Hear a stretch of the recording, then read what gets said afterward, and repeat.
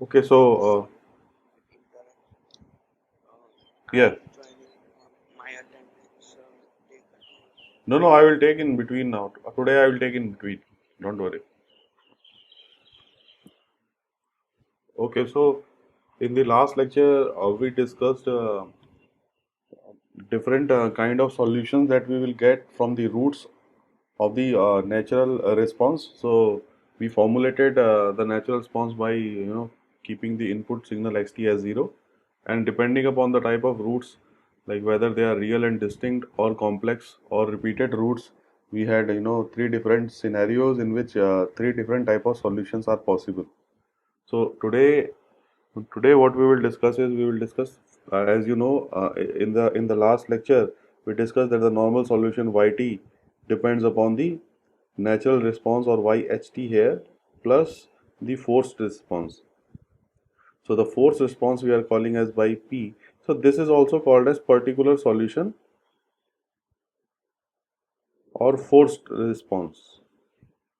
By saying forced response means you are forcing this response to come up from the input signal. In earlier case, if you remember, that was called as natural response. And the natural response was because there was no input. So whatever output is coming because of the initial conditions which are there in the system, that is natural to the system. So there is no excitation given from the output. So from the outside. So that's why that response was called as natural response. And this one which we are discussing today will lie in the category of forced response because it depends upon the type of input signal that you are with which you are exciting the differential equation. So so ypt will be actually specified with the input signal. So your solution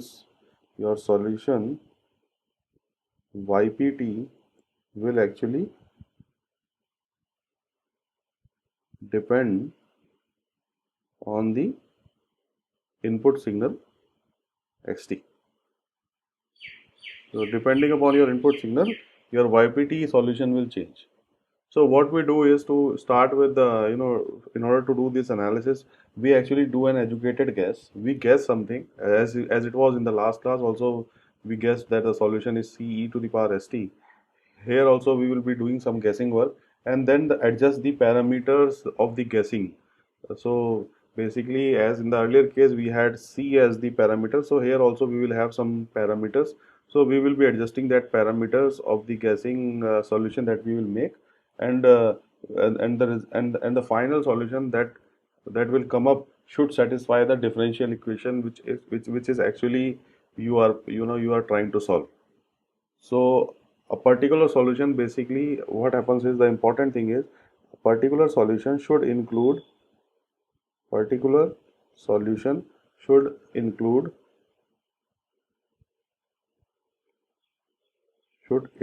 xt. That is important. That is, a particular solution must include the input signal xt and all its derivatives that are linearly independent. So it's important that the derivatives and the signal itself should be linearly independent. And what we do is we assume the signal which we are trying to force into the system has finite number of independent linearly independent derivatives. Linearly independent derivatives. So this we actually assume in order to do the solution. So for example, let us discuss one example on this. So if you have an input signal xt which is cos at, so let us say you have a signal xt which is cos at with which you are trying to excite the differential equation. So the particular solution, that ypt for this particular signal will be k1 cos at, and if you take the differentiation of this, it's again in terms of the sign, so that can be represented as this. So we are considering all the possible scenarios of cos at by taking the derivatives and weighting them by the factor of k1 and k2. So now you can see the particular solution that we are assuming for a specific value of input signal cos 80 is k1 cos 80 plus k2 sin 80. And now the important thing is that these constants k1 and k2 are not determined here. It has to be find out using the initial conditions that we will be posing in the differential equations. Similarly, if your xt is t cube, let us say, so if your xt is t cube, then what will be the possible solution ypt will be? Anyone can answer? So if your xt is t cube, what can be the possible ypt? Anyone? Yes, so it will be all the possible derivatives of t cube, so that are weighted properly as per like this: k3 t cube plus k2 t square plus k1 t plus k0. So all the derivatives will be properly weighted with these coefficients, constant coefficient k3, k2, k1 and k0. So, so the thing is, depending upon the input signal, your particular solution will depends. Like what kind of particular solution you will, use for solving the differential equation. So if you have input signals here, let us say, and this is a particular solution that you are trying to, find out. So if it is a constant, let us say capital K, if it's a constant signal that you are applying, then the particular solution will be K1. If it is k e to the power 80, this is capital K, mind you, this one is capital K, and the particular solution of that will be k1 e to the power 80. So again, the differentiation of e to the power 80 will be e to the power 80 only. So that's why the solution will also be similar. The only difference will be this is small k1 and these are all weighted by capital K. And then if you have capital K cos 80, then you already know it will be k1 cos 80 plus k2 sin 80. And if it is, let us say, k sin 80, then the corresponding solution will be same. And if it is a polynomial which is weighted by capital K, the t to the power n polynomial, then it will be kn t to the power n plus kn minus 1 t to the power n minus 1, and like this k1t plus k0. So it will involve all the possible derivatives of this particular polynomial t to the power n. So based on the type of signal that you have to assume your particular solution like this, which is given over here. So this is the complete story of the forced response of the continuous time signal. And once we get this answer, once we get this ypt out, and you have already calculated yht earlier in our in the earlier lecture, that was natural response. So then you can completely form the response of the differential equation as sum of the natural response and the forced response. So this is basically sum of, this one is forced response, this is natural response. So once you get the solution for both, you can add them together and find the value of yt, which is the complete response of the differential equation. So today in this class, what we will do is we will take one example which actually covers all the aspects of what we have discussed till now. So let me give you that question, and I'll give you 5 to 6 minutes to solve that, and then we will discuss the solution of it. dy by dt plus 4yt equal to 4xt. So if this is your differential equation, and your input now is a cos omega t, and y0 is 5. So if this is the thing, if you have this, then you have to find the forced response, or you can say the complete response of the system. Complete response of this differential equation. So I'm giving you 5 to 6 minutes to solve this. So right now it is 8:15. At 8:20 I will ask you the final answer for this. So you can do it now. Let me do this just a second.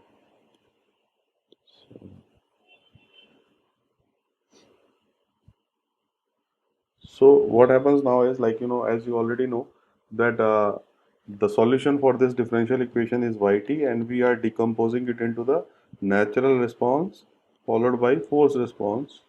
So if that is the situation, then what can we do is, first of all, we will tackle with this followed by this.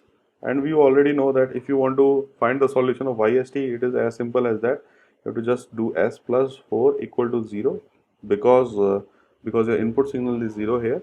So the corresponding solution that you will get is minus 4, and as a result of which, what you can do is, you can write the solution for the natural response as c e to the power minus 40. So this is the first case of finding the natural response, which is very simple. In the second case, what is happening now is, you will find the particular solution for this differential equation for this input, and you know that the input is a cos omega t. So obviously you can write the particular solution as k1 cos omega t plus k2 sine omega t. You can do that, right? So in order to make particular solution for a cos omega t valid, for this particular signal valid, your ypt will be k1 cos omega t and k2 sine omega t. So this is your solution. And also you can take the derivative of this dypt over dt. Take the derivative of this. So what you will get is k1 omega sine omega t plus k2 omega cos omega t. So this you will get by taking the derivative. And you know that why we are taking this, because this solution that we are assuming here for the fourth response should satisfy this differential equation which is here. So this differential equation is actually satisfied if you substitute these values in the original differential equation, because we are actually assuming that ypt is the solution of that, and we are assuming that the system has this solution. So once we do that, you can substitute these values in the original differential equation. What will that be then? It will be like, this particular differential equation will be replaced by this, and this particular yt will be replaced by this, and you can write your xt as a cos omega t. So let us do that. So the first one will be minus k1 omega sine omega t. Then you have k2 omega cos omega t. That is because of the differential term dyp by dt. And then followed by it, you will have 4. Then you have k1 cos omega t plus k2 sine omega t. This is because of yp term which is here, this one. And then for the right side, you will have 4, and the input is a cos omega t, because your input is actually a cos omega t, so it will be 4 times a cos omega t. So now you have this equation. What you can do now is, you can collect the cos omega t terms and sine omega t terms. So if you collect the cos omega t terms on the left side, what you will get is 4k1 plus omega k2 minus 4a, and then if you collect the sine omega terms, it will be 4k2 minus omega k1, and then you can equate it to 0. So what we have done is, you have just taken the cos omega t and sine omega t. Now in order to make this equation equal to 0, the only way it can be done is, you can make the inside, you can make this term equal to 0 and this term equal to 0. So if you do that, then what you will get is 4k1 plus omega k2 minus 4a equal to 0. And for the second one, it is 4k2 minus omega pi k1 equal to 0. And from this equation, what you can observe is that your k2 will be omega k1 by 4. And now you can actually substitute this value of k2 to get the value of k1, and that will be, once you do that, what will be the answer? It will be 4a omega divided by 16 plus omega square. So this is the value of, no, not omega here. It will be, I think I made some mistake. So what happens is, once you substitute this value of k2, into this expression, the value of k1 that you will get is 4a omega, no, not omega, it will be 16a divided by 16 plus omega square. You can solve, it will be like this, and your k2 will be 4a omega over 16 plus omega square. So these are the values that you will get once you do this calculation, and now you have k1 and k2 available with you. Then once it is available, then you can easily write the particular solution as by substituting the value of k1 and k2 here, which you got from this calculation. So what will that be? It will be 16a over 16 plus omega square cos omega t plus 4a omega divided by 16 plus omega square sin omega t. So this is the particular solution that you get now. So now the final solution that you will get is yt equal to the homogeneous solution or the natural response solution that you assumed earlier, which is c e to the power minus 40 plus 16a divided by omega square plus 16 cos omega t plus 4a omega over 16 plus omega square sin omega t. So this is basically this one is the forced response, this one is the natural response. So now once you have both these terms, and you also know the value of a and omega, which we have already given it to you. So you can see here, okay, I missed it out. The value of a here is 20 and omega, if you take it as 8. So if you do that, that is a is 20 and omega is 8. So once you have these values of a as 20 and omega is equal to 8, so if you substitute these values here, so the value of yt then can be simplified as 4 cos omega t plus 8 sin omega t. So now once you have these values over here, so the only thing that is left is the constant coefficient c that has to be calculated. This is the only one which is left. So this can be calculated using the initial conditions, and you know that y0 is already given it to you and its value is 5. As you can see here, we have already given you the initial conditions where y0 is 5. So you can substitute the values, and what you will get as the answer for C is 1. So once you do that, the final response of this differential equation is e to the power minus 40 plus 4 cos omega t plus 8 sin omega t. So this is the answer. So in your case, in the student who has done it, can you tell me what mistake you have done? Sir, actually, I didn't consider term 4 like when multiplying. Which 4 you are saying? Okay, When I was writing the equation, the 4 should be multiplied to both cos and sin okay, terms. So okay, I okay, just multiplied. okay. So so this time I think now it's okay. Now you can Yes, correlate sir. with the solution. Okay. So now here the important point that I want to discuss is that the solution yt that you are getting is e to the power minus 40 plus 4 cos omega t plus 8 sin omega t. Now, just wanted to give you one insight into this response that you are getting for this differential equation. If suppose, if suppose I give you directly this equation, I do not give you that which part is the natural response, which part is the forced response. Can you tell me, like, okay, this will be natural, this will be forced, without solving from the earlier, going from the earlier discussions, do not consider that. If I just give you the value yt here, can you find out which one is the natural, which one is the forced?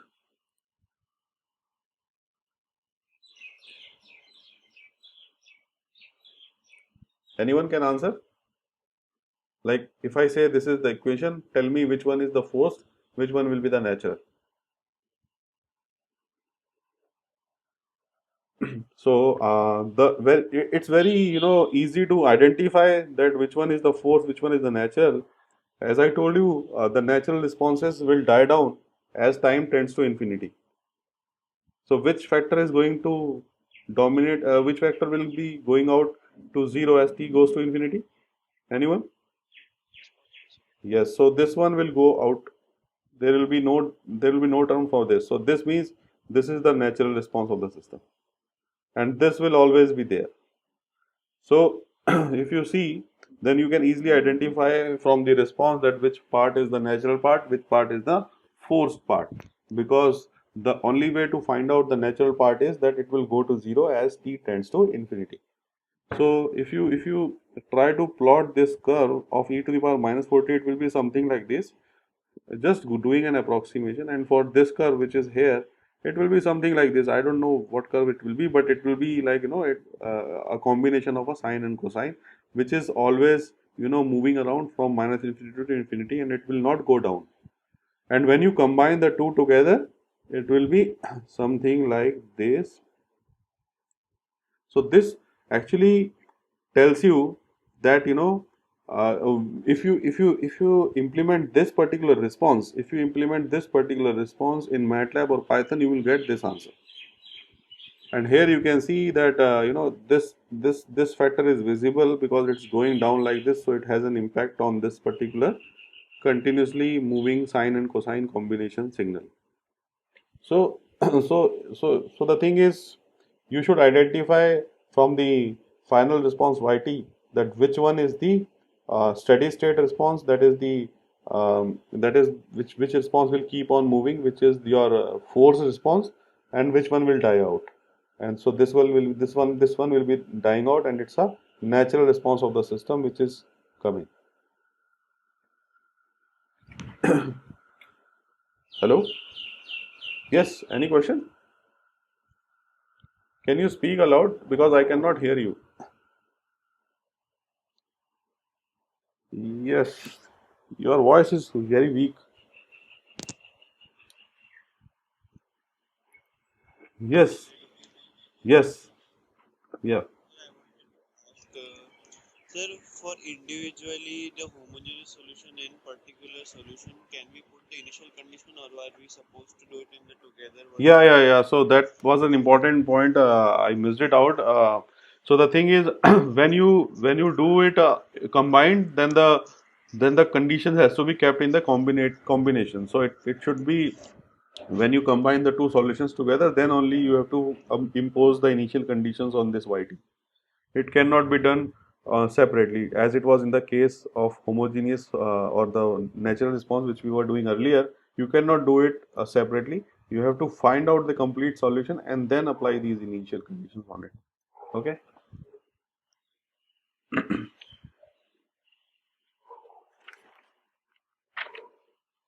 Okay. So this finishes off with the topic of natural and forced responses, and the solution to the differential equations. Now what we will discuss today is the block diagram representation of the continuous time systems. So we will see how can we represent the continuous time signals in the format of a block diagrams. So basically, why we need block diagrams? It's basically because of the desire to simulate a continuous time signal on a digital computer. Because of that, we want to have a block diagram representation of this continuous time system, which is represented in the format of differential equation. So the block diagram representation of the differential equation will be presented now. So the important thing is, once we have some sort of a block diagram for this differential equation, each of the components of that block which will be present in the differential equation, which will be present in this block diagram, can be implemented using the circuits like R and C. So we can implement the blocks which are present in the block diagram using some of the circuits like resistance, capacitance, inductance, which can actually approximate the behavior of that block. So that is important. So we want to actually implement this differential equation using the circuit components. So because of that, you try to formulate a block diagram which we can later on synthesize on the computer. And also note that there will be multiple type of block diagrams which are possible, but the important point is that the final functionality of these block diagrams should satisfy the differential equation for which we will be drawing this block diagram. So multiple solutions exist. You can, come up with your own block diagrams, but at the end, the final solution should be the same. And also another important thing is that the components that you are using in the block diagram should not be too much. It should be optimized. It's not that somebody is using, same differential equation is implemented using 5 blocks, somebody is using 15 blocks to implement it. So that is okay, but it will not be advisable in real time, because you will be using more block diagrams compared to the other person, and it some way or the other will slow down also. So in order to draw the block diagrams, actually we have some few fundamental blocks which should be kept in mind. The first fundamental block that we have is the multiplier block, which we represent by this. So here, if you have a signal xt, then if you pass that signal through this type of block, which is a triangular shape, and which we are saying it as a which we are saying is a constant gain block. So what will happen is the output will be like this. It will multiply the input by kxt. So this is also called as constant gain block. Then another block which we call as an integrator block, which is like this. So what we are doing now is we are passing the input signal xt to this, and the output will be given like this: t0 to t, then you have xt, xt, or x dot data. So basically, the important thing is this one is called as the constant gain block, and this one is called as an integrator block. And the third block that is present is the summing block, that is signal adder block, which will have multiple signals which are coming to this block. Let us say x1t, x2t, and till xnt, and the output will be actually sum of all these xi's, I running from 1 to n. So this is basically the adder block or signal adder block. So today what we will do is we will understand the block diagram of the continuous time signals using these three fundamental blocks. So let us say we have a differential equation which is given like this: d cube y by dt cube plus a2 d2y by dt square plus a1 dy by dt plus a0y equal to b2 d2x by dt square plus b1 dx by dt plus b0x. So please note, I am just avoiding writing t here, but it is implicit like this. So it is implicit inside. So if I forget to write, then you can assume that t is implicit in that, and it's a function of time. So what we will do now is, in order to create a block diagram, it is very simple.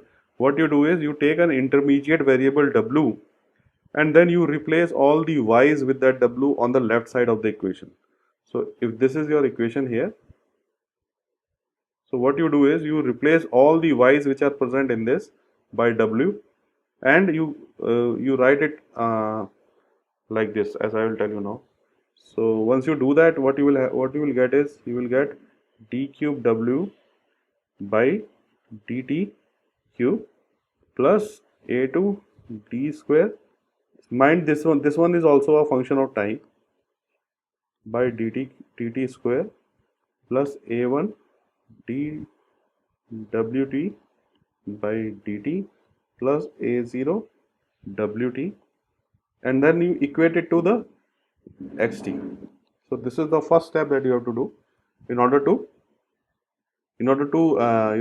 draw the block diagram. So now once you have this, what you have done is you have actually replaced the value of yt by another variable wt, and once you have that, you equate the left side of the differential equation equal to xt.